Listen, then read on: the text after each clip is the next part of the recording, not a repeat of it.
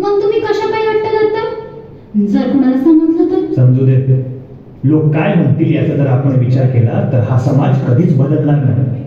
अगं, हा झोपलेला समाज शिक्षणानेच जागा होऊ शकतो, आपल्या न्याय हक्कासाठी भांडू शकतो.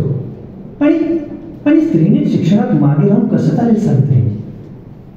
अगं, आई जर शिकली तरच ती आपल्या मुलांना घडवू शकते, जसं जिजाऊंनी शिवबांना घडवलं. वय, बरोबर बोलताय तुम्ही. पण शिकून मी कोणाला घडवणार आहे? तुझ्यासारख्या अनेक स्त्रिया आहेत सावित्री. तुला त्या स्त्रियांना घडवायचंय, त्यांच्या मुलांना घडवायचंय, हा समाज घडवायचा. म्हणजे आपल्याला शाळा सुरू करायची आणि त्यासाठी तुला शिकायचंय, कारण तू त्या शाळेची पहिली शिक्षिका असणार आहेस.